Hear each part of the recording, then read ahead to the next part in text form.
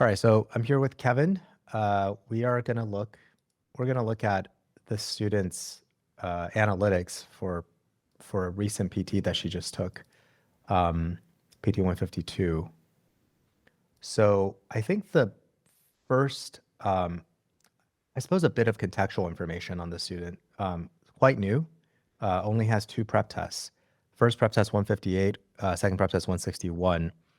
So not much improvement between the first and the second, but she's starting out at a very, very high diagnostic score. So that means her intuitions are strong. And I think a lot of that, I think that gets reflected in the more detailed dive we'll do into the analytics.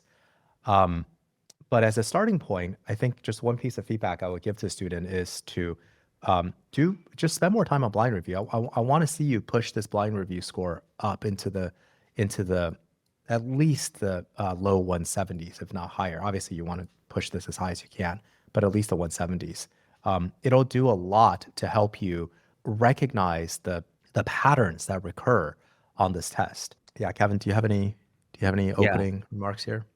right. And in connection with that point of trying to get the blind review up, I would make sure that this student returns to the questions where she got it wrong, both on the initial take and on blind review. Just return to those questions from time to time to make sure that the lessons that she's learning from her review are really sinking in. Because, this right here, it signifies, I think, two things, two potential things. One potential thing that signifies is maybe the blind review, just she didn't spend enough time on it and didn't really push Hmm. herself to think through it and ended up picking the same answer that she had the first time. Or it also could signify there's just an actual fundamental misunderstanding of some concept or maybe what the question type is asking for. And this is a real error that is going to recur and so she shouldn't just leave it here. I would want her to maybe revisit these mistakes in 2 weeks, maybe 2 weeks after that, just to make sure that she still understands the problem. Yeah, that's a really good point. I would definitely, if I were her tutor, I would definitely create a drill for her based on like a manual drill that's selected for this exact filter where she got it wrong on the actual result and she got it wrong on blind review, and just wait, like you said, wait like 2 weeks, wait 3 weeks, and then give that to her as a drill to see how many she still gets wrong. I mean, ideally, she gets none of them wrong. And that would be a good reflection of that would be a good signal that she really like learned the lessons here. Okay, what else do you want to talk about here? Yeah, well, did you want to get into the specific questions and how they revealed Yeah, maybe a lack of understanding of the sure, patterns? sure. Okay, so yeah, this will be sort of just a random smattering of advice. So and things we noticed. So this question here, it's a main point question, and sure, she got it right. But the thing that jumps out to me is that it took her a minute and 32 seconds. Now, I've already looked at her other analytics, and I just have I have a speculation that she's intuitively very strong. So this strikes me as incongruous. It's weird that it took you a minute and 30 seconds to get a one-star main conclusion question. And if I look at this actual question itself, it's very straightforward. The pattern here is just they say something, blah blah blah blah, blah, but something something, and this like framing of something something but something else, like I don't know what percentage, like let's just say 80% of the time, it's this but something that's the conclusion, right? So that's something that to me is just very obvious and apparent because I've done a ton of, I've just done a ton of these.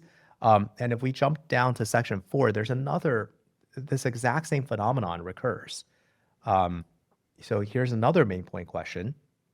Again, you spent over time on this, and again, the actual pattern of this is blah blah blah, some context, but this belief is mistaken. This is even more clear a pattern, right? So I think if this is like this is a low hanging fruit where if you learn to you just do some more main point questions, you're gonna see what I'm talking about. Like even in the curriculum, it shows up, right? This recurring pattern. So that right there, I think from here on out, I just want to see you nail these main point questions at like maximum target time, right? Like ideally, you could probably come in under target time. And that'll allow you to bank away like a minute to 2 minutes that you can spend on whatever else you want. Um, I mean, I could go on, but this is just like one detailed point that I noticed. Yeah. And that just goes along with both more studying, but making sure that you're studying in the right way. I think this person should focus more on drills right now, focus more on the untimed understanding part of this test, because at least it right now it seems like she doesn't really have a problem with going too slow overall. Maybe on individual questions, yeah, she could improve and manage her time better. But this is not someone who's in danger of like, not as having to guess on 4 or 5 questions. No, not at all. I mean, in fact, I mean, this is a very minor point, and if she were my student, I would hesitate to even bring this up at this stage. Um, but like, if you kind of look at the later questions, look at how much time she has, right? Like, she had 2 minutes to spend on the last question. She had 2 minutes again to spend on the penultimate question, and another 2 minutes, and another 2 minutes. So she is not in danger of running out of time, which is amazing. I mean, this is a great place to be, right? And the reason for that is because of how, again, intuitively strong she is. If you look at this question over here, um, where was it? Right over here. This is a parallel question. So there's a lot of words. Parallel questions just have like, high word count, but she nailed it in, what was it, 26 seconds, which is 23 seconds under our target time. And the target time, this is target time. We collect this from, I think it's the median time of like our top 1 percentile scorers, right? So what this tells me is that not only does she have strong intuition, she read the stimulus, figured out what's going on here, and then when she got to answer choice B, she just immediately realized that this is the correct answer, and it's not good for me to continue reading C, D, and E. And that is 100% the right call, right? So she's confident, she's quick when she knows what she's doing, and when she recognizes the pattern. But then when she doesn't recognize the pattern, she is, like, costs her time and just unnecessarily. And so she has a lot of time like kind of left over. Yeah. But again, I probably would, if she were my actual student, I wouldn't give her this feedback like immediately. I would just, what Kevin said about like, I would tell her just drill, go through some of the foundations, go through some parts of the curriculum. I would kind of target her to specific places in the curriculum that exemplify these patterns that I see that she doesn't see. And I think just doing a couple of drills before coming back to take another PT would really show results. Yeah. In connection with the idea of picking an answer and then moving on once you feel like it's correct, I think this is for later down the line, but that approach is good for certain question types. I think not necessarily for every question type, because it does seem if you go to section 2, you'll see that I think number 6 and number 10 were ones that she could get correct on blind review. And the initial take of it, though, was like just really, really fast. She's coming in 20, 30 seconds under the target time often. And you'll notice from the pattern of not eliminating here in the actual take that it probably is the case that she just saw B, she thought it was correct, and then maybe just moved on without even seriously reading the rest. So although that Yeah, I, is I think I would. I think ideal, that's yeah, probably right because it says 30 seconds. I just don't see how you could have you're read right. read the Yeah. stimulus, the question stem, the stimulus, and all the answers in 30 seconds. That's doubt. I doubt that. Yeah. And so, I suspect, based on looking at some of her older sections, that because she maybe ran out of time at the end on those sections, she might be making an effort to go like really fast now, which is good. And I think she definitely is capable of doing that. But there's a little bit of balance here. I mean, probably you'll notice that she had so much time later on, as JY pointed out, 2 minutes for a whole bunch of questions at the end. There was a question she spent like 4 minutes on. Part of that's because she's just going super fast through these beginning questions. And I feel like that suggests, well, maybe she could just take 10, 15 more seconds to like at least look at every other answer to make sure that she's following through on just the fundamental steps. What's the conclusion? what are the premises? Why don't the premises prove the conclusion? As long as she does that, I think her accuracy is going to go up. And although she might take a little bit longer on the first half, it's not going to be meaningful. So I think that's ultimately where she wants to land. But I think that kind of timing advice is really more for later once her BR score is higher. I agree. I agree. Um, okay, should we talk about RC? Yeah. The first thing about RC is just for the purpose of analytics and helping the tutor help the student. It would be nice if when she does the passage, she doesn't click into the first question until she is actually like ready to do it, so that it can more accurately track passage time, how much time was spent on the passage as opposed to the questions. But that's a minor thing. I think we can still tell about how long she spent on the passage here, because here on each of the questions, aside from number one, she's not too far off the target time.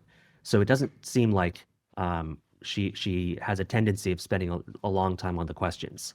So if then the passage, if she took more than the target time on the overall passage, that does suggest her time is being lost in the passage read itself. She might be taking a little bit too Yeah, long sorry, reading sorry the to interrupt, passage. Kevin. Yeah, I just want to explicate what you're implying there. So yeah, what we're saying is that she spent 22 seconds on this one, 28 seconds on this one, 45 seconds on this one.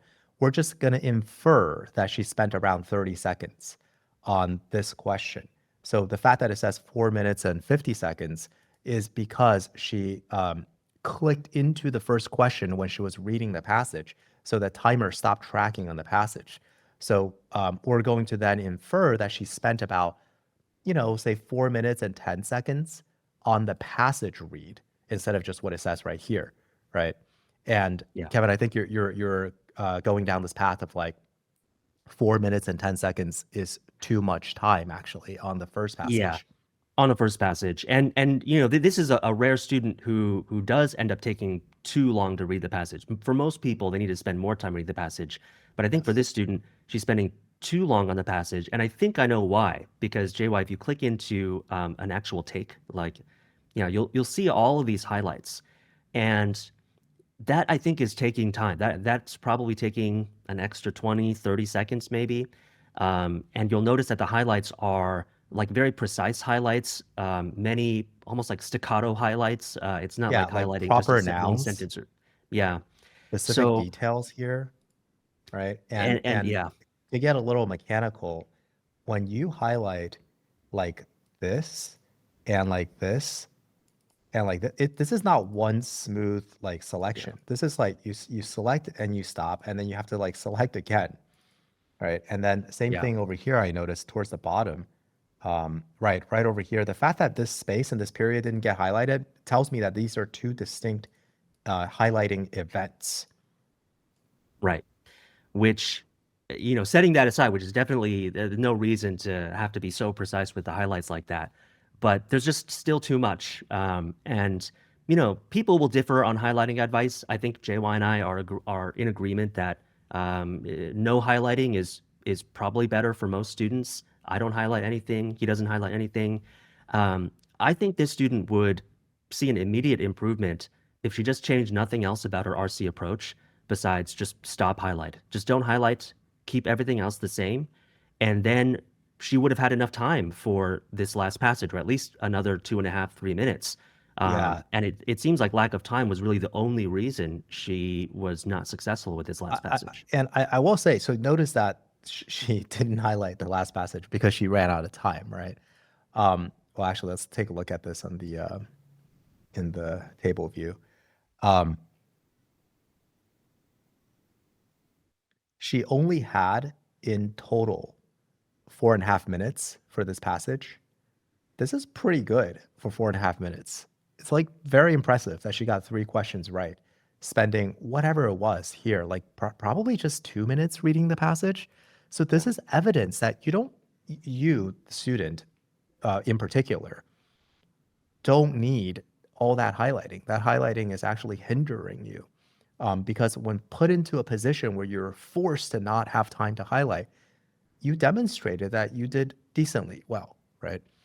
Now, um, I'm speculating as to like why you're highlighting, and my speculation is that you're fairly new at this, and you haven't been exposed to any kind of like structured, disciplined framing when it comes to how to read RC passages. So here, I think just watch a couple of explanation videos or go through a couple of, you don't need to do the entire module on RC. You don't need to do the entire unit rather on RC. Just do like one module, two modules, and understand the idea of reading for structure, which is that's like the main through point that we try to hammer home in every explanation or lesson. It's you read for structure, you try to figure out what the low resolution summary is, you try to connect the threads. That framing will I think that framing will help the student feel like they don't need to highlight. Yeah, I think that's right. And that itself, I think, will just dramatically improve her RC score, because Yeah. it just seems like if she had 2.5, 3 more minutes for this last passage, then she would have gotten the other questions correct. Yeah. So anyway, quick review for LR. Kevin, what was our main point of feedback to her? I think the main point is to focus on getting that blind review score up, and that means just focusing on continuing to build a better conceptual understanding, get more familiar with the patterns within the LR questions. It seems like because she's starting off with strong intuitions, that's what's carrying her through most of these questions. But once she develops a better understanding of the patterns of the test, then that's going to be the real driver of her score improvement. Pacing is something that can be addressed, but that's not really the main focus right now, I think. I agree. We made some points about pacing, but that would be something that I will want to address with her later on when the time is right. And then for RC, the main piece of feedback is just put down the highlighter. That I think that alone will help you speed up, and also to just familiarize yourself with the structured approach to reading passages and doing low res summaries in your head. Okay, so good luck.